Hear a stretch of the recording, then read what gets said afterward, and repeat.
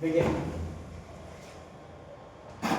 प्रकाश का परावर्तन और अपवर्तन ही टॉपिक है नहीं, ये आप पता है कि फिजिक्स का ही टॉपिक है। इसमें जितना भी ऑब्जेक्टिव क्वेश्चन है हम ऑब्जेक्टिव के साथ साथ क्या क्या क्वेश्चन पॉसिबिलिटी हो सकता है सब डिस्कस कर रहे हैं। ठीक है, पहला कि प्रकाश के परावर्तन के कितने नियम है, आपको दो नियम पता है ना। एक नियम क्या है, आपतित किरण, परावर्तित किरण और अभिलंब तीनों एक ही सतह में होते हैं, पहला नियम। और दूसरा है आपतन कोण परावर्तन कोण के बराबर होते हैं। ये बात क्लियर है, तो दो नियम। चाहे आपसे ये भी पूछ सकता है कि अपवर्तन के कितने नियम है, तो अपवर्तन के भी कितने नियम हो जाएंगे, दो नियम हो जाएंगे नहीं, तो याद रखिएगा। अगला है निम्न में से कौन सा पदार्थ लेंस बनाने नहीं के लिए प्रयुक्त नहीं होता है, जल, कांच, प्लास्टिक और मिट्टी। देखिए जल भी एक प्रकार के लेंस की तरह ही काम करता है, बनाने के लिए कहने का मतलब जल भी लेंस की तरह काम कर सकता है। ठीक है, दूसरा है कांच है, प्लास्टिक है, प्लास्टिक और मिट्टी। मिट्टी जो होगा इसमें क्या होगा, लेंस बनाने के लिए प्रयुक्त नहीं होगा। ये बात क्लियर है, क्योंकि देखिए जिसमें भी प्रकाश का अपवर्तन होगा वो लेंस की तरह ही काम करेगा। तो आपको पता है कि जल, जैसे मान लीजिए कि किसी भी एक्वेरियम जानते हैं जिसमें मछली रखा हुआ रहता है, जब आप देखते हैं तो उस तरफ जो कोई वस्तु होता है थोड़ा धुंधला दिखता है या थोड़ा बड़ा होकर दिखता है नहीं, तो वो भी एक प्रकार किस तरह काम कर रहा है, लेंस की तरह ही काम कर रहा है। बहुत सारा प्लास्टिक का भी आजकल जो ग्लास बच्चा सब जो पहनता है वो प्लास्टिक का ही, प्रॉपर कांच का नहीं है, वो भी लेंस की तरह ही काम करता है। तो इस तरह से बात हम कर सकते हैं। अगला है आंसर बाद में, पहले क्वेश्चन आंसर। अगला है कि सरल सूक्ष्मदर्शी में किसका उपयोग होता है, तो बताइए सरल सूक्ष्मदर्शी में क्या होगा कि कोई भी छोटी वस्तु उसको बड़ा करके दिखना पड़ेगा, तो कौन सा लेंस हो जाएगा, उत्तल लेंस हो जाएगा। क्योंकि अवतल लेंस में क्या होता है, वस्तु छोटा दिखाता है, ठीक है, लेकिन उत्तल लेंस में क्या करेगा, वस्तु को छोटा बड़ा और समान आकार के दिखाएगा, इसलिए आंसर में कौन सा होगा, उत्तल लेंस हो जाएगा। अगला है निर्गत किरण और अभिलंब के बीच के कोण को क्या बोलते हैं, सर आप आंसर बात में गलत दिया हुआ है, तो इसको बोलते हैं निर्गत कोण, किसको बोलते हैं बताइए तो, जो निर्गत किरण और अभिलंब के बीच रहता है, जैसे इसको बोलते हैं आप देखिए, जैसे ये आपकी किरण हो गया, ये आपकी हो गया, ये निर्गत कोण हो गया, बात यहाँ समझिए। इसको परावर्तित कोण या निर्गत कोण भी बोलते हैं, ये ऑप्शन गलत दे दिया आपको लगता है, नहीं ठीक है ठीक है। इसको आपतित किरण भी बोलते हैं, नहीं परावर्तित किरण को निर्गत किरण भी बोला जाता है, ठीक है। तो निर्गत किरण और अभिलंब, तो ये आपका अभिलंब हो जाएगा, निर्गत कोण हो जाएगा, तो इसको आपतन कोण बोलते हैं और इसको कौन सा कोण बोलते हैं, परावर्तन कोण बोलते हैं, नहीं तो ऑप्शन कौन सा हो जाएगा बोलिए तो, सर नहीं निर्गत कोण ही होगा, नहीं नहीं नहीं ये गलत होगा, ये होगा परावर्तन कोण, जो बता रहे हैं वही सीखिए, त्रिकोण भी हो रहा है। आगे बताइए किस दर्पण का प्रतिबिंब छोटा और सीधा बनता है, तो बताइए छोटा और सीधा बनने के लिए ध्यान, उत्तल दर्पण में वाकई में उत्तल दर्पण में प्रतिबिंब आभासी बनेगा, काल्पनिक बनेगा और सीधा बनेगा और छोटा बनेगा। अवतल दर्पण में दोनों बनते हैं, दोनों नहीं, छोटा बड़ा और बराबर दोनों बनते हैं, काल्पनिक भी बनता है और वास्तविक भी बनता है। ध्यान रखिएगा ये बड़ा है, अवतल 4 अक्षर का है, तो बड़ा है इसका मतलब कि इसमें सब रहेगा, कौन कौन, ये मतलब स्ट्रिंग बेस पर याद कीजिएगा कि अवतल कहने का मतलब 4 अक्षर का है, तो छोटा बड़ा और बराबर, काल्पनिक और आभासी दोनों बनेंगे। उत्तल दर्पण है तो उत्तल दर्पण में कौन कौन प्रतिबिंब बनेंगे, सिर्फ काल्पनिक बनेगा और सीधा बनेगा और कैसा बनेगा, छोटा।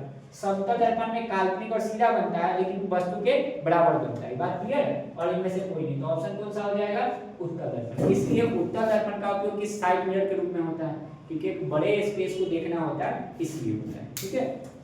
अगला है अवतल दर्पण को कौन सा लेंस बोलते हैं बताइए तो, अपसारी, हाँ अभिसारी बोलते हैं, नहीं एक कोई भी जैसे अवतल दर्पण इस तरह से होता है और क्या करता है कि सारी प्रकाश की जो समांतर किरणें एक बिंदु पर फोकस पर आके क्या करता है, इसको फोकस पर आके सब जाके मिलता है, तो इसीलिए इसको कौन सा बोलेंगे, अभिसारी बोलेंगे। जो प्रकाश को फैलाता है उसको क्या बोलते हैं, अपसारी बोलते हैं, ठीक है। तो इसलिए अवतल दर्पण कौन सा हो जाएगा बोलिए तो, अभिसारी हो जाएगा। अगला है एक उत्तल लेंस होता है, बताइए उत्तल लेंस क्या होता है, ऑप्शन में दिया हुआ है, मतलब इसकी बात करेंगे कि उत्तल लेंस किस प्रकार का होता है, तो आपको पता है कि उत्तल लेंस ऐसा ही ना होता है, यानी बीच में मोटा होगा और आड़ मतलब कोण पर कैसा होगा, पतला होगा। कहाँ है, किनारों की अपेक्षा बीच में क्या होता है, मोटा होता है, ठीक है। इसी के उल्टा अगर आपसे अवतल लेंस पूछ लिया जाए तो अवतल लेंस क्या होगा, किनारे पर मोटा होगा और बीच में कैसा होगा, पतला होगा। ये बात क्लियर है, हाँ तो इस तरह से आप बात कर सकते हैं। अगला है उत्तल दर्पण में बना प्रतिबिंब, और ये बताएं उत्तल दर्पण में हमेशा कैसा होता है, काल्पनिक प्रतिबिंब बनता है और छोटा बनता है। अब उत्तल मतलब छोटा है तो काल्पनिक और कैसा बनेगा, छोटा बनेगा। अवतल बड़ा है तो वास्तविक काल्पनिक दोनों छोटा बड़ा और बराबर बनेगा। ये बात क्लियर हो गई।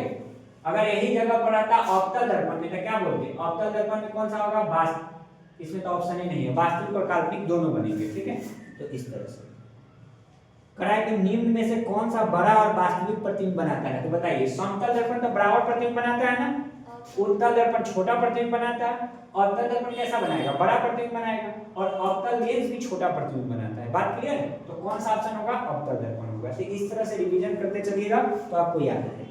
अब आ जाइए प्रकाश के अपवर्तन में। काल्पनिक प्रतिबिंब हमेशा कैसा होता है, सीधा होता है, और वास्तविक प्रतिबिंब हमेशा कैसा होता है, उल्टा होता है। ये बात क्लियर है, तो इस तरह से आप बोल सकते हैं। अगला है आपका कि प्रकाश के परावर्तन के कितने नियम हैं। अगले पढ़ेंगे प्रकाश के परावर्तन के 2 नियम हैं। बार-बार प्रश्न आपके एग्जाम में भी पूछा जाता है, तो याद रखिए। अगला है कि किस माध्यम में अपवर्तनांक का मान क्या होता है, तो अपवर्तनांक क्या होता है, देखिए अपवर्तनांक होता है sin i, अब बटा में क्या होता है, sin i, अब बराबर जो म्यू बोलते हैं इसी को हम अपवर्तनांक बोलते हैं। बात क्लियर है, तो कौन सा ऑप्शन होगा, ऑप्शन सी हो जाएगा। और इसी को बोला जाता है स्नेल का नियम। किसका नियम बोला जाता है, स्नेल का नियम बोला जाता है। और साथ में ये प्रकाश के अपवर्तन का दूसरा नियम है। प्रकाश के अपवर्तन का क्या है, दूसरा नियम, नहीं इसको स्नेल का नियम भी बोला जाता है। यहाँ तक बात क्लियर है। आगे करा कि गोलीय दर्पण में फोकांतर और वक्रता त्रिज्या के बीच संबंध, तो उसी दिन हम बता रहे थे कि वक्रता त्रिज्या और फोकस में क्या संबंध होता है, वक्रता त्रिज्या बड़ा होगा और फोकस क्या होगा, छोटा होगा, तो r बराबर क्या होता है, 2 गुने f होता है। बात क्लियर है, यानी वक्रता त्रिज्या बराबर 2 गुने फोकस दूरी, और फोकस दूरी में बराबर क्या होता है, वक्रता त्रिज्या बाई 2, तो इसमें कौन होगा, r बराबर 2f हो जाएगा। बात क्लियर है, तो इस तरह से प्रश्न हिंदी में भी पूछ सकते हैं और सिंबल के बेस पर भी पूछ सकते हैं। सरल सूक्ष्मदर्शी में किसका उपयोग होता है, ध्यान दीजिए, आपको जैसे सूक्ष्मदर्शी क्या है, तो सूक्ष्मदर्शी में क्या किया जाता है, किसी वस्तु को बड़ा दिखाया जाता है ना, छोटा वस्तु को, तो उत्तल दर्पण में तो बनेगा नहीं, क्योंकि उत्तल दर्पण में क्या बड़ा का छोटा दिखाता है। अवतल दर्पण में सही में क्या करता है, अवतल दर्पण में छोटा का बड़ा दिखाया जा सकता है, तो कौन सा दर्पण हो जाएगा, अवतल दर्पण हो जाएगा। बात क्लियर है, चलिए सर, लेकिन लेंस दिया हुआ है, सॉरी, इसमें जब लेंस पूछे कि किस प्रकार का लेंस का उपयोग किया है, सॉरी लेंस में कौन सा होगा, उत्तल लेंस हो जाएगा। बात क्लियर है। दर्पण अगर पूछे, दर्पण ऐसे नहीं होता है, उसमें क्या होता है, लेंस ही लगा हुआ रहता है, तो लेंस में कौन सा लेंस हो जाएगा, उत्तल लेंस। हमेशा ध्यान रखिएगा, इसका ऑपोजिट हो जाता है लेंस में, नहीं दर्पण में जिसमें हम बात कर रहे हैं अवतल और उत्तल, इसमें क्या होगा, ऑपोजिट हो जाएगा लेंस में। क्लियर है बात, तो इस तरह से। अब बताइए किस दर्पण में हमेशा आभासी और छोटा प्रतिबिंब बनता है, उत्तल दर्पण। याद हो गया, ऐसे ही याद करते चलना है। अगला है हमेशा कहा है, इसलिए हमेशा क्या याद रखिएगा, हमेशा कहे या आपसे प्रश्न पूछ ले कि सीधे कि किसमें काल्पनिक और सीधा छोटा प्रतिबिंब बनता है, तो दोनों होंगे, अवतल और उत्तल दोनों में काल्पनिक और सीधा बनता है, नहीं ठीक है। कहा कि अवतल लेंस का आवर्धन कितना होता है, तो आवर्धन बराबर फार्मूला ध्यान रखिए, एक तो आवर्धन बराबर पढ़े होंगे कि प्रतिबिंब की ऊंचाई और बटा में क्या होता है, वस्तु की ऊंचाई, आई मतलब इमेज, ओ मतलब ऑब्जेक्ट, ठीक है। दूसरा इसका एक और होता है माइनस v बाई क्या होता है, u होता है। v का मतलब क्या है, प्रतिबिंब की दूरी, अब बटा में क्या होगा, वस्तु की दूरी, तो बताइए कहां है, माइनस v बाई u, यही होगा, v बाई क्या हो जाएगा, u हो जाएगा, ठीक है।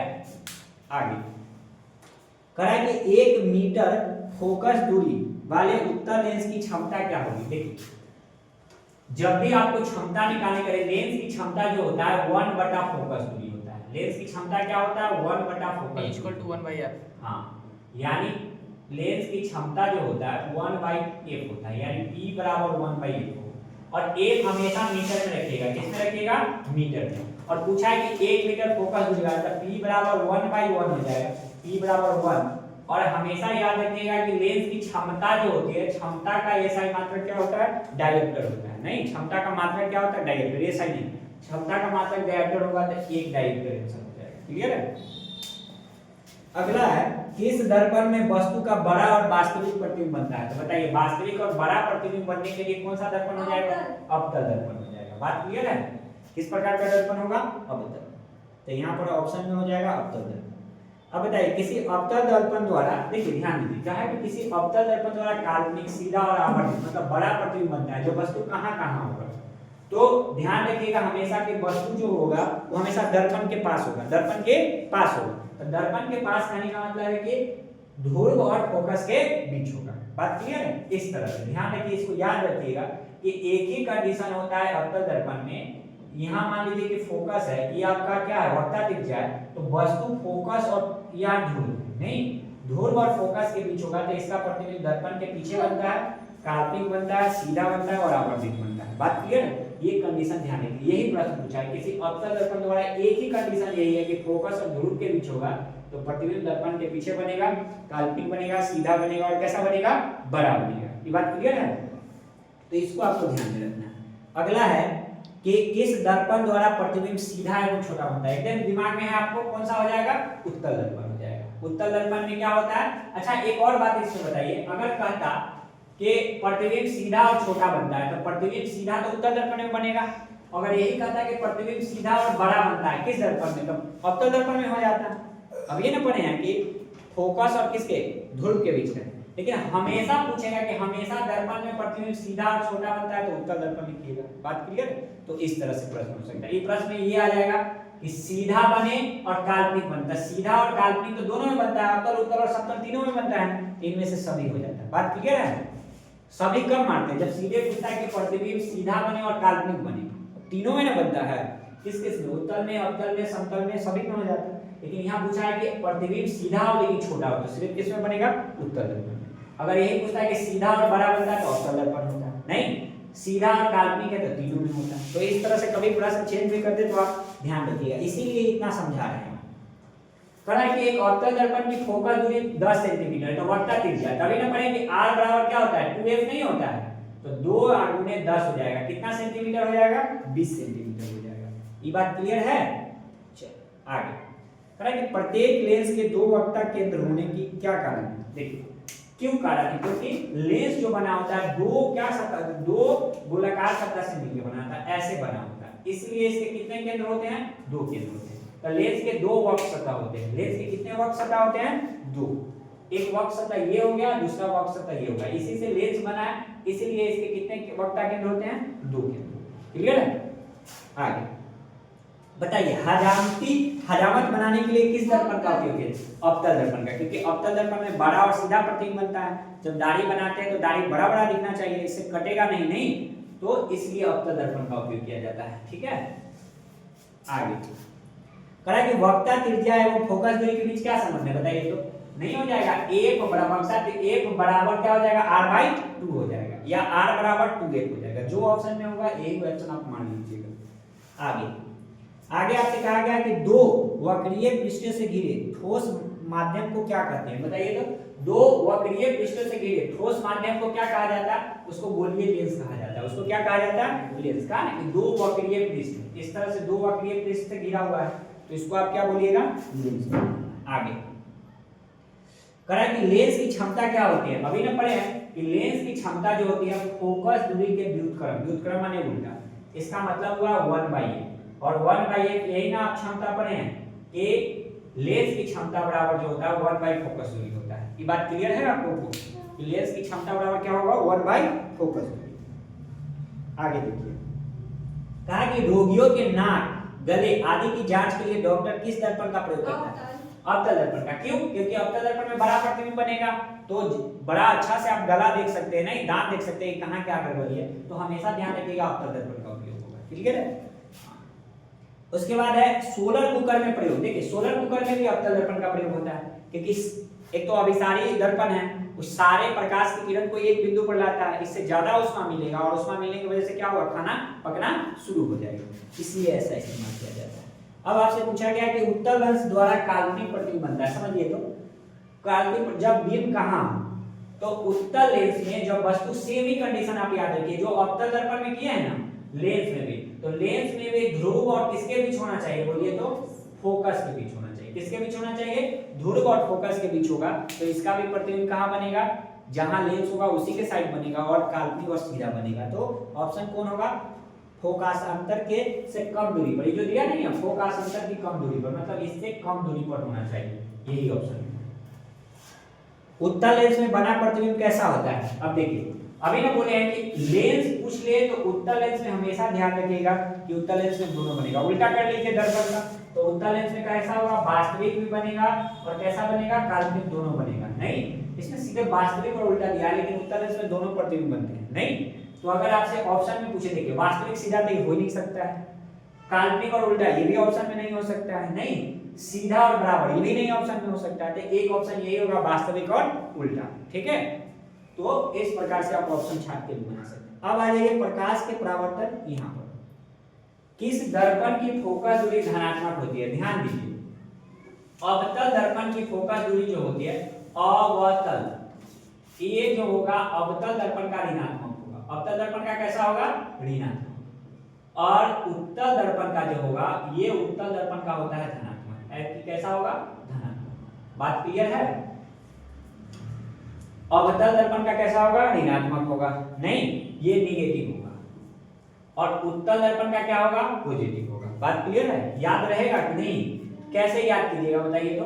अगर ये ऋणात्मक है, नहीं ऋणात्मक है तो अवतल, अवतल मतलब बड़ा हो गया तो बड़ा से ऋण याद रखिएगा, ऋणात्मक हो जाएगा, और उत्तल मतलब प्लस वाला हो जाएगा। ठीक है, तो इसमें आपसे पूछा जाएगा कि धनात्मक किसका होगा, तो कौन सा दर्पण हो जाएगा उत्तल दर्पण। इसमें गलत दे दिया, किस दर्पण का, अच्छा धनात्मक पूछ रहा है ना, ठीक है, तो धनात्मक कौन सा होगा उत्तल दर्पण होगा, और ऋणात्मक किसका होगा अवतल दर्पण का होगा। क्लियर है? तो इस प्रकार से देखिए एक प्रश्न कितना प्रश्न आएगा वही हम समझा रहे हैं।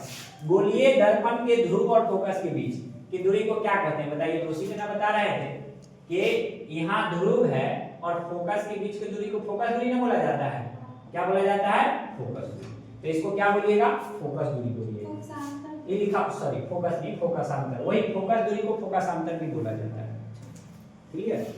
आगे करा कि काल्पनिक प्रतिबिंब हमेशा कैसा होता है उल्टा कि सीधा, सीधा। हाँ काल्पनिक प्रतिबिंब हमेशा सीधा होता है और वास्तविक प्रतिबिंब हमेशा कैसा होता है उल्टा होता है। उसके बाद है किसी वस्तु से आवर्धित प्रतिबिंब बनता है। तो बताइए किस वस्तु से, किस वस्तु का आवर्धित प्रतिबिंब बनाता है, कौन बनाता है अवतल दर्पण, उत्तल दर्पण, समतल दर्पण में से कोई नहीं। उत्तल दर्पण तो छोटा बनाता है, समतल दर्पण बराबर बनाता है, और अवतल दर्पण में क्या करता है बड़ा भी बनाता है छोटा भी बनाता है और बराबर बनाता है। तो कौन सा ऑप्शन हो जाएगा अवतल दर्पण हो जाएगा। बात क्लियर है? आगे समतल दर्पण द्वारा प्रतिबिंब हमेशा कैसा होता है बताइए तो, हमेशा काल्पनिक होता है और सीधा होता है और बराबर होता है। बात क्लियर है? तो याद रखिएगा, ये बहुत कंफ्यूजिंग है इसलिए आप ध्यान से देखिए। देखिए एक दिया हुआ है लेंस सूत्र, हमेशा ध्यान रखिएगा कि 1/f = 1/v - 1/e, ये आपका लेंस फार्मूला होता है। नेगेटिव वाला क्या हो जाएगा लेंस फार्मूला हो जाएगा। अगर दर्पण सूत्र पूछे आपसे तो पॉजिटिव कर लीजिएगा, दर्पण सूत्र में क्या हो जाता है पॉजिटिव हो जाता है, यानी 1 + f बटा 1/v, sorry 1/f = 1/v + 1/e, ये आपका दर्पण सूत्र हो जाएगा। और ये वाला आपका कौन सा सूत्र हो जाएगा बोलिए तो जो नेगेटिव वाला है जैसे ये है, ठीक है, यानी 1/v - 1/e = 1/f ऐसे करके लिखा होगा। तो ये आपका लेंस सूत्र है। दर्पण सूत्र और लेंस सूत्र में अंतर रखिएगा। प्रकाश के अपवर्तन के कितने नियम हैं? 2 नियम हैं। पहला नियम वही है कि आपतित किरण नहीं अपवर्तित किरण और अभिलंब तीनों एक ही सतह पर होंगे। दूसरा क्या है sin i बटा sin r बराबर क्या होगा म्यू होगा, कांस्टेंट होगा, नियतांक होगा, नहीं हाँ किसी माध्यम में वही किस मतलब 2 माध्यमों में जो sin i बटा sin r होता है बराबर क्या हो जाएगा एक कांस्टेंट आएगा, नियतांक आएगा जिसको म्यू बोलते हैं, वही दूसरा नियम हो जाएगा जिसको स्नेल का नियम भी कहा जाता है। ठीक है, तो इस प्रकार से अगला है आपका कि गोलीय दर्पण की वक्रता त्रिज्या दिया हुआ है तो फोकस दूरी क्या होगा बताइए तो। अगर वक्रता त्रिज्या 28 सेंटीमीटर मतलब r का वैल्यू 28 है तो f कितना हो जाएगा 14 सेंटीमीटर हो जाएगा, आधा हो जाएगा। तो सीधा सीधी बना लीजिए। गोलीय दर्पण की वक्रता त्रिज्या 50 है तो फोकस दूरी कितना हो जाएगा 25 सेंटीमीटर हो जाएगा। अगला है एक गोलीय दर्पण की फोकस दूरी 100 सेंटीमीटर है, नहीं तो इसकी वक्रता त्रिज्या पूछा जाएगा। तो फोकस पूछे तो वक्रता त्रिज्या इसका कितना होगा 2 गुना हो जाएगा ना। तो फोकस दूरी बराबर वाले वक्रता त्रिज्या बराबर 2 गुने फोकस दूरी तो 200 सेंटीमीटर हो जाएगा। अगला है कि 10 सेंटीमीटर फोकस दूरी वाले अवतल दर्पण के सामने 20 सेंटीमीटर की दूरी पर रखा क्या लिखा हुआ है रखा बिंदु का प्रतिबिंब कहां बनेगा 10। तो देखिए इसमें आपको f का वैल्यू दे दिया हुआ है, f बराबर 10 सेंटीमीटर दिया हुआ है, नहीं तो अवतल दर्पण में बताइए अवतल दर्पण में नेगेटिव होता है ना फोकस दूरी, अभी ना पढ़े हैं, उत्तल दर्पण में पॉजिटिव और अवतल दर्पण में नेगेटिव होता है। और u का वैल्यू 20 सेंटीमीटर की दूरी पर, ये भी माइनस में होगा। ठीक है, अब आपसे पूछा है कि v का वैल्यू निकालने के लिए तो दर्पण सूत्र से क्या पढ़े हैं बताइए तो। दर्पण सूत्र में आप पढ़े होंगे कि 1/f is equal to 1/v अब प्लस क्या होता है 1/v, यही ना पढ़े हैं। यहाँ से 8 का वैल्यू होगा -10 बराबर 1/v का वैल्यू निकालना है, अब -1/20 हो जाएगा, ठीक है। अब यहाँ 20 इधर आ जाएगा तो प्लस में आ जाएगा, -10 + 1/20 इज इक्वल टू 1/v, ठीक है। अब जब आप एलसीएम लीजिएगा तो ये 20 हो जाएगा, 10 गुना 20 अब प्लस 1/, कितना हो जाएगा 20 × 20 1/20, यानी -1/20 इज इक्वल टू 1/20। तो v बराबर भी -20 सेंटीमीटर आएगा, यानी दर्पण के सामने 20 सेंटीमीटर की दूरी पर क्या होगा, वो वस्तु बनेगा। तो आपसे पूछा जाएगा कि 20 सेंटीमीटर कहने का मतलब अगर फोकस 10 सेंटीमीटर है, फोकस कितना है 10 सेंटीमीटर और बन रहा है 20 सेंटीमीटर, इसका मतलब किस पर बनेगा, वक्ता केंद्र पर बनेगा। किस पर बनेगा, वक्ता केंद्र पर। जैसे हम दर्पण बनाते, ध्यान दीजिए, ये प्रश्न बनाने की जरूरत नहीं थी, फिगर बना लेते तो उससे ही पता चल जाता। देखिए जैसे ये हो गया, ये आपका ध्रुव हो गया, ये आपका फोकस हो गया, ये आपका वक्ता केंद्र हो गया। अब देखिए कहा है कि 10 सेंटीमीटर, यहाँ से 10 सेंटीमीटर ये है और वस्तु 20 सेंटीमीटर पर रखा है, तो ये 10 है तो ये भी 10 होता है ना। और ये वक्ता केंद्र पर अगर कोई वस्तु होगा तो प्रतिबिंब भी कहाँ बनेगा, वक्ता केंद्र पर ही, और दोनों आपस में क्या होते हैं, बराबर ही होते हैं। और उल्टा भी होता है, वास्तविक और उल्टा बनता है, तो ये सीधे वक्ता केंद्र पर बनेगा। बात क्लियर है। निकालने के लिए ऐसे निकाल सकते हैं और नहीं तो आप इस तरह से निकाल सकते हैं। अगला प्रश्न आपका ये है, वही है सारा का सारा जो प्रश्न दिया हुआ है। अब इसमें कहा है कि गोलीय दर्पण 5 सेंटीमीटर की दूरी पर रखे गए प्रतिबिंब से 30 सेंटीमीटर की दूरी पर उसकी ओर बनता है, उसी की ओर बनता है। तो आपसे पूछा जा रहा है कि बीम में आवर्धन क्या होगा। देखिए 5 सेंटीमीटर की दूरी पर रखे बीम का प्रतिबिंब दर्पण से 30 सेंटीमीटर की दूरी पर उसी की ओर बनता है। तो यहाँ u बराबर v हो जाएगा -5 सेंटीमीटर और v बराबर भी क्या होगा -30 सेंटीमीटर हो जाएगा। बात क्लियर है। तो आपसे पूछा जा रहा है कि आपसे आवर्धन पूछा जा रहा है। आवर्धन मतलब ये, तो क्या होता है -v/u होता है ना, ठीक है। तो -30 अब बटा में 5 हो जाएगा, तो इसको डिवाइड कीजिएगा तो -6 आ जाएगा। कितना आ जाएगा -6 आ जाएगा। ये बात क्लियर है। हाँ, तो इस तरह से आप बना सकते हैं, -6 ऑप्शन में है। अगला आवर्धन बराबर कहा है v/, प्रकाश तरंग उदाहरण है किसके बताइए। तो ये एक प्रकार के विद्युत चुंबकीय तरंग होते हैं। किस प्रकार के तरंग होते हैं, विद्युत चुंबकीय तरंग होता है, ठीक है। नहीं परावैद्युतिक तरंग नहीं होगा, ये गलती दे दिया है, विद्युत चुंबकीय तरंग होगा।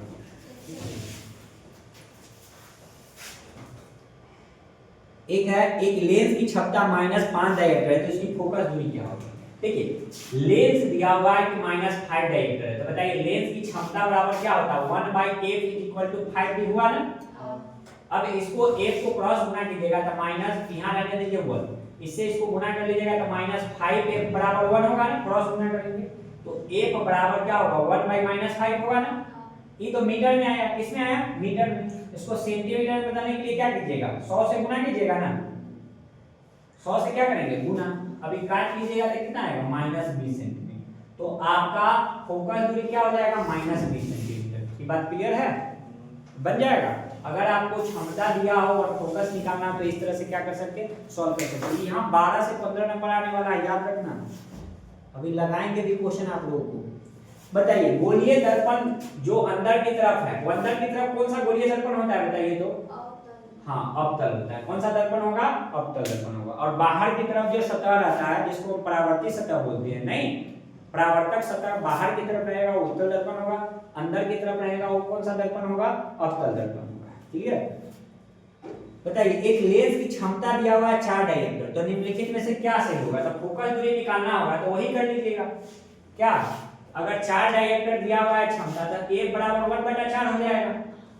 अब इसको सेंटीमीटर में बदलिए तो 100 से गुना कर लीजिएगा तो कितना हो जाएगा 25 सेंटीमीटर हो जाएगा। कितना सेंटीमीटर होगा 25 सेंटीमीटर। अब ध्यान दीजिए अभी फोकस में पढ़े ना कि अवतल का नेगेटिव होता है, अवतल दर्पण का क्या होता है ऋणात्मक होता है, और उत्तल दर्पण का क्या होता है धनात्मक होता है। और यहाँ पर क्या है धनात्मक है, तो कौन सा दर्पण होगा उत्तल दर्पण होगा। इसमें ऑप्शन देखिए कि जहां आपको देखिए 25 सेंटीमीटर, कितना सेंटीमीटर 25 सेंटीमीटर। अच्छा एक मीटर में सब दिया हुआ है, कितना दिया हुआ है मीटर में, तो 1 को 4 से डिवाइड कीजिएगा तो 0.25 हो जाएगा।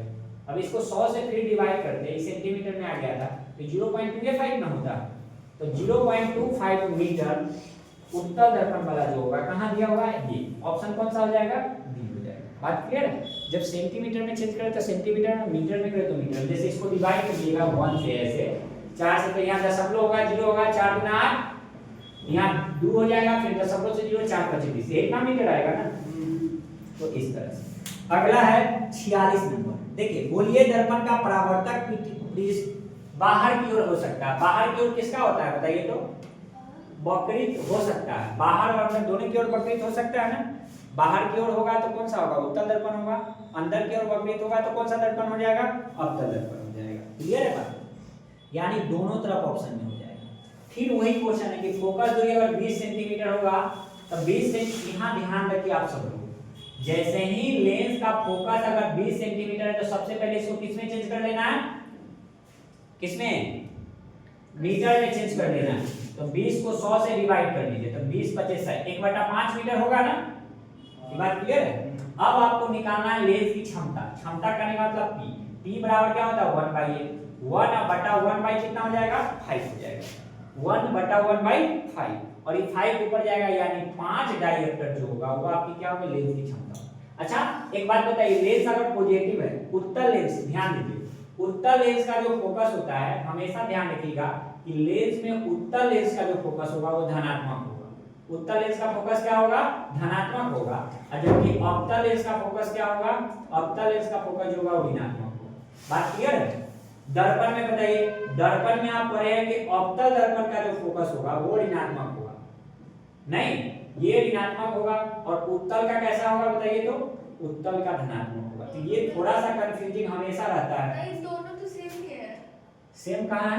लेंस में भी अच्छा हाँ, तो दोनों में क्या होगा? सेम ही होगा। तो थोड़ा कंफ्यूज होने की जरूरत नहीं। लेंस वाला में हमेशा याद रखिएगा उत्तल लेंस में पॉजिटिव होगा, अवतल लेंस में क्या होगा? नेगेटिव होगा। इसमें अवतल दर्पण में नेगेटिव होगा, उत्तल में क्या होगा? पॉजिटिव होगा। मतलब दोनों में सेम ही। क्लियर है? तो इस तरह से इसका ऑप्शन कौन सा हो जाएगा बताइए तो? ऑप्शन ए होगा, +5 डायरेक्टर हो जाएगा। ठीक है?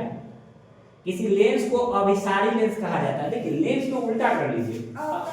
नहीं, लेंस में इसको उत्तल लेंस को अभिसारी लेंस बोलते हैं। ये आता है सारा का सारा प्रकाश इस पर क्या कर लेता है? मिला लेता है। तो ये कौन सा लेंस है? उत्तल लेंस है। नहीं, और दर्पण में कौन सा दर्पण होगा? अवतल दर्पण होगा।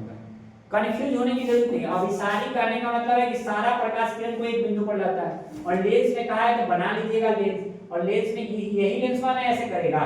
अवतल लेंस तो इस तरह से होगा, तो यहाँ से प्रकाश जाएगा, ऐसे फैल जाएगा, ऐसे फैल जाएगा, ऐसे फैल जाएगा। तो ये अभिसारी हो गया। और ऊपर वाला क्या होगा? अभिसारी हो जाएगा। तो उत्तल लेंस ऑप्शन हो जाएगा। बात क्लियर है? लेंस में उत्तल लेंस और दर्पण में अवतल दर्पण। बात क्लियर है? तो अभिसारी में बस ट्रिक बेस पर याद कर लीजिए। अगला आ जाएगा। लेकिन लेंस में तो उत्तल को अभिसारी कहा जाता है। अरे अभिसारी करने का मतलब जो प्रकाश किरण को एक बिंदु पर लाके क्या करता है? मिलाता है। तो लेंस में ई ना आपका उत्तल लेंस हुआ, तो उत्तल लेंस में ये प्रकाश किरण आएगा और यहाँ से समांतर आएगा तो क्या होगा? फोकस पर मिलेगा। तो ये उत्तल लेंस में होगा। और दर्पण में ये कौन सा दर्पण है बताइए तो? ये अवतल दर्पण है। अभी समांतर किरण ऐसे आता है तो ये फोकस पर मिलाता है। तो अवतल दर्पण को अभिसारी दर्पण बोलते हैं, नहीं, और लेंस में उत्तल लेंस को अभिसारी लेंस बोलते हैं। क्लियर है? इसमें इसीलिए कहें कि टॉपिक जब पढ़ाएंगे तो इस टॉपिक में हमेशा ध्यान रखिएगा कि कंफ्यूज होने की जरूरत नहीं, क्योंकि बहुत सारा कंफ्यूजिंग पॉइंट रहेगा। ऐसा इसका नोट्स बना के आपको देंगे, पक्का देंगे। कल्ले भर में मैथ खत्म हो जाता है तो दर्पण कला में जितना भी आपको लगेगा कि जहां जहां आप कंफ्यूज हो सकते हैं तो सबको एक जगह लिख देंगे। अब 50वां क्वेश्चन देखिए। कहा कि गोलीय दर्पण का परावर्तक पृष्ठ वृत्ताकार सीमा रेखा का व्यास क्या कहलाता है बताइए तो? क्या कहलाता है? गोलीय दर्पण का द्वारा क्या? द्वारक कहलाता है। द्वारक वही होता है। गलत है। नहीं, एक मिनट कहा है गोलीय दर्पण का, ये हमको लगता है कि इंग्लिश मीडियम का हिंदी कर दिया। गोलीय दर्पण का परावर्तक पृष्ठ वृत्ताकार सीमा रेखा का व्यास क्या कहलाता है? अच्छा, सीमा रेखा का व्यास कहलाता है। नहीं, ये परावर्तक सतह है, इसका सीमा रेखा का व्यास यही ना होगा पूरा का पूरा। इसको वक्ता त्रिज्या बोलते हैं। आप लोग क्या बोल रहे थे? द्वारक होता है। नहीं, इसको ऐसे सरल होता है। नहीं, ये कहा कि गोलीय दर्पण का परावर्तक पृष्ठ, ये परावर्तक पृष्ठ है ना। कहा कि वृत्ताकार सीमा रेखा का व्यास, ये सीमा रेखा का व्यास, इधर सेंटर जो होता है इसको तो हम क्या बोलते हैं? वक्ता त्रिज्या बोलते हैं ना। इसमें इसको या तो प्रिंसिपल एक्स, इसको प्रधान अक्ष बोलना चाहिए, लेकिन बोल दिया हुआ है पूरा का पूरा मुख्य फोकस, इसको मुख्य फोकस नहीं बोलते। ठीक है? हाँ, कहा कि प्रकाशीय माध्यम कितने प्रकार के होते हैं बताइए तो? दो प्रकार के होता है। कौन कौन सा होता है बताइए तो? सघन और विरल। एक होता है सघन माध्यम, एक क्या होता है? विरल माध्यम होता है। जिसकी डेंसिटी कम होगी वो होगा कौन सा? विरल। विरल माध्यम, और जिसकी घनत्व ज्यादा होगा वो सघन क्या हो माध्यम जाएगा? होगा। सघन माध्यम हो जाएगा। जैसे हवा और पानी में कौन सघन और कौन विरल होगा? हवा सघन होगा और पानी विरल होगा। सघन माध्यम। अगला है वह गोलीय दर्पण जो बाहरी तरफ वक्रित हो। तो बाहर की तरफ कौन सा दर्पण होगा? अवतल दर्पण। कौन सा दर्पण होगा? इसमें उत्तर भी है। अरे भाई बाहर की तरफ कह रहा है, अंदर की तरफ कौन सा दर्पण होता है? अवतल दर्पण होता है। ये आपका अंदर की तरफ है तो अवतल दर्पण, और बाहर की तरफ कहने का मतलब कौन होता है? जो दर्पण बाहर की ओर वक्रित हो, बाहर की ओर इस तरह से वक्र निकला हो, तो इस दर्पण को क्या बोला जाता है? उत्तल दर्पण बोला जाता है ना। ये बात समझ में आया? देखिए गोलीय दर्पण के परावर्तन पृष्ठ के केंद्रों को दर्पण का क्या कहा जाता है? बोलिए तो। कहा है कि गोलीय दर्पण के परावर्तन पृष्ठ के केंद्र, केंद्र कहने का मतलब इसको क्या बोलते हैं? ध्रुव बोलते हैं। चाहे किसी भी गोलीय दर्पण के मध्य बिंदु को क्या बोलते हैं? ध्रुव बोला जाता है। क्लियर है? अगला है किस लेंस को अभिसारी लेंस कहते हैं? अब बताइए, कंफ्यूज नहीं होना चाहिए। लेंस। तो लेंस में का अरे आभासी लेंस कह रहा है ना इसमें। हाँ, उसको लिखना चाहिए अभिसारी लेंस। आभासी लिखा है, अभिसारी तो उतले लेंस को बोलते हैं ना। अभिसारी लेंस कहने अभी तो पता है। अभी आप बताए आप सारी को उत्तर कहते हैं। अब ये अभिसारी लिखना चाहिए इसको। आभासी अभिसारी। ध्यान दीजिए, एक होगा अभिसारी लेंस में, ध्यान दीजिए अभिसारी में आप हमेशा बोलिएगा अभिसारी कहने का मतलब बिंदु को, तो ये उत्तल लेंस हो जाएगा। और अपसारी का है, अपसारी कहने का मतलब प्रकाश की किरण को फैलाता है, तो इसको अवतल लेंस बोलेंगे। ये बात अभी ऊपर में अब सारी का चलन का और अभी सारी का अवतल हुआ है। एक मिनट हम समझा देते हैं, ध्यान दीजिए। ये आपके लेंस के लिए बात हो गई। अगर दर्पण की बात किया जाए तो दर्पण के लिए अभिसारी जो होता है उल्टा हो जाता है। ऊपर में लेंस का हम बना रहे हैं, एक मिनट समझ जाइए। अभिसारी बोलते हैं अवतल दर्पण को, ठीक है, और अपसारी बोलते हैं उत्तल दर्पण को। क्यों बोला जाता है उसको एक बार जाके आप लोग बढ़िया से देख लीजिएगा उसको। उत्तल की दर्पण में हो गया। क्यों? आपको पता है कि उत्तल लेंस ऐसा होता है ना, उत्तल लेंस ऐसा होता है जब प्रकाश की किरण ऐसे जाएगी तो एक बिंदु पर ऐसे मिलेगी ना, तो जो बिंदु को, जो बहुत सारे समांतर किरण को एक बिंदु को मिलाता है उसको अभिसारी बोलते हैं ना। दर्पण में जो होगा, दर्पण में अवतल दर्पण में ऐसा होता है, अभी प्रकाश किरण ऐसे आ रही है एक बिंदु पर आके ऐसे मिलेगी ना, तो इसको अभिसारी बोलेंगे। अब उत्तल दर्पण कैसा होता है? ऐसा होता है। क्लियर है? जब प्रकाश किरण समांतर पड़ती है इधर से निकल जाती है, इधर से निकल जाती है, ठीक है, तो इसलिए इसको बोलते हैं अभिसारी। इस दर्पण में अगर लेंस में बात किया जाता है ऐसे होता है, अभी यहाँ से प्रकाश किरण ऐसे निकल जाती है, ये ऐसे निकल जाती है, तो इसको क्या बोलते हैं? अभिसारी बोलते हैं। अब बात समझ में आया? ये आया बात समझ में? कोई कंफ्यूजन इसमें? तो अभिसारी उत्तल लेंस को बोलेंगे, अभिसारी अवतल लेंस को बोलेंगे। बना लीजिएगा फिगर। अभिसारी और अपसारी समझ लीजिए कि जो अभिसारी मतलब सबको एक बिंदु पर मिलना, अभिसारी नहीं, अभिसारी मतलब फैला। तो जैसे ही बनाइएगा फिगर तो आपको पता चल जाएगा। तो इस वाला पॉइंट को आपको ध्यान देना। अब बताइए, कह रहा है कि गोलीय दर्पण की वक्रता त्रिज्या किस अक्षर से? ये तो कभी प्रश्न पूछेगा भी नहीं। तो किससे इंडिकेट करते हैं? सी से सेंटर ऑफ कर्वेचर होता है, तो वक्रता के को सी से रिप्रेजेंट किया जाता है, ठीक है। एफ से फोकस को, पी से पोल को, और ओ से किसको? ध्रुव।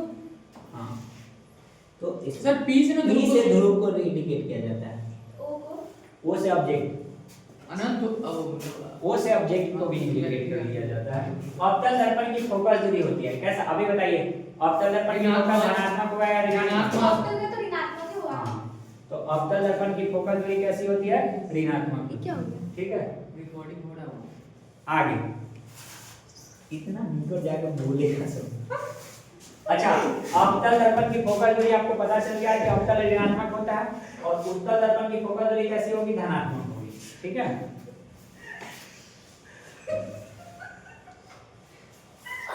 कि तालाब में जल कम गहरा दिखाई देने का कारण क्या है? प्रकाश का अपवर्तन ही तो होगा। नहीं, अपवर्तन की वजह से वही है कि जब प्रकाश विरल माध्यम से सघन माध्यम में जाती है तो नहीं, अविलंब से कैसा हो जाती है? अविलंब की ओर मुड़ जाती है। इसी की वजह से आपको कैसा दिखता है? तालाब में गहराई कम दिखता है। बात क्लियर है? दूसरा है कि गोलीय दर्पण का ध्रुव, नहीं, गोलीय दर्पण का ध्रुव तथा वक्रता त्रिज्या से गुजरने वाली रेखा को क्या बोलते हैं? आपको पता है कि उसको क्या बोला जाता है? मुंह कक्ष बोला जाता है, ठीक है। उसको क्या बोला जाता है? एक होता है कि ध्रुव और वक्रता त्रिज्या के बीच की दूरी को क्या बोलते हैं? तो वक्ता त्रिज्या ही बोलते हैं। वक्ता केंद्र और ध्रुव के बीच की दूरी को वक्ता त्रिज्या बोला जाता है। नहीं, और मुख ध्रुव पूछा जाए तो दर्पण के मध्य बिंदु को ध्रुव बोलते हैं। वक्ता केंद्र पूछा जाए तो आपको पता है कि गोलीय दर्पण का जो केंद्र होता है, नहीं, किसी भी खोखले गोले का जो केंद्र होता है उसी को क्या बोलते हैं? वक्ता केंद्र बोलते हैं। टॉर्च भी किस प्रकार का दर्पण होता है?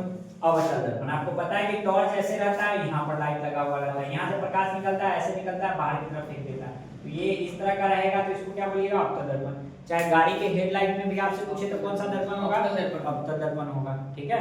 लेकिन साइड मिरर में पूछे तो उत्तल दर्पण बताइएगा, क्योंकि छोटा बनाता है और बहुत बड़े एरिया में हो जाता है। वाहनों के हेडलाइट में पूछे तभी ना बताएंगे हेडलाइट में कौन सा दर्पण होगा? अवतल दर्पण होगा। हेडलाइट कहने का मतलब है कि गाड़ी के जो आगे जो दो लाइट लगा हुआ नहीं रहता उसको हेडलाइट बोलते हैं।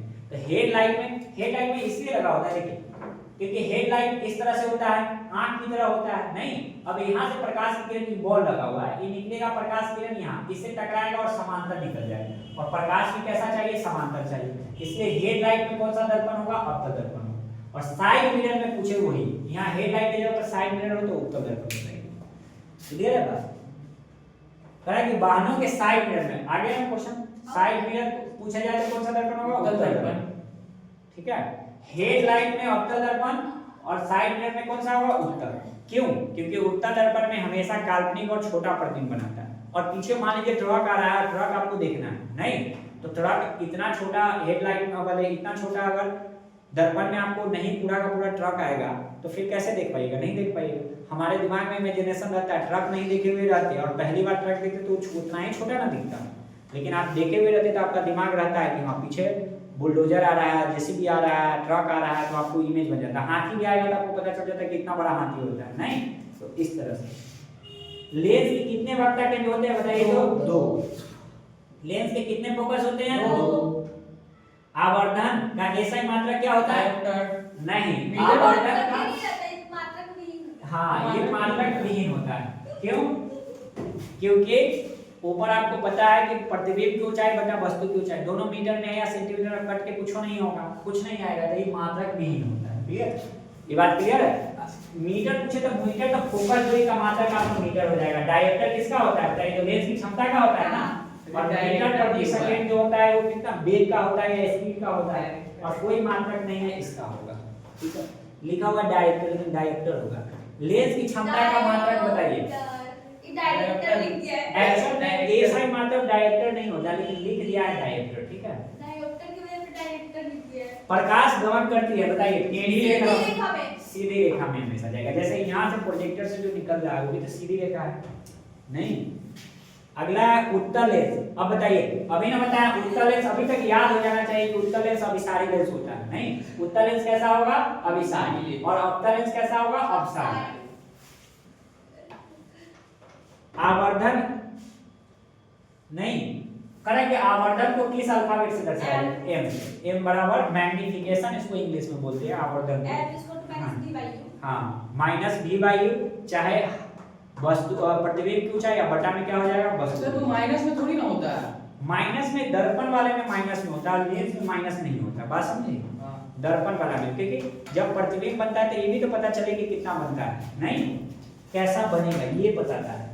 बताइए प्रतिबिंब की दूरी, ये तो बहुत आसान पूछा है कि प्रतिबिंब की दूरी को दर्शाया जाता है ई से यू से वस्तु की दूरी को, और एफ से फोकल दूरी को, और एम से आवर्धन को। तो ये तो पूछने वाली बात ही नहीं, ये मत करिए। करा है कि वस्तु की दूरी को दर्पण में दिखाया जाता है, वस्तु की दूरी को यू से,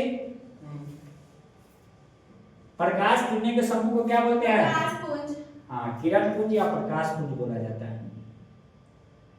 यहाँ लिखा है तैलीय कागज, कैसा होता है बताइए? पारदर्शक। पारदर्शक होता है, क्योंकि थोड़ा सा प्रकाश आंशिक नहीं क्या है?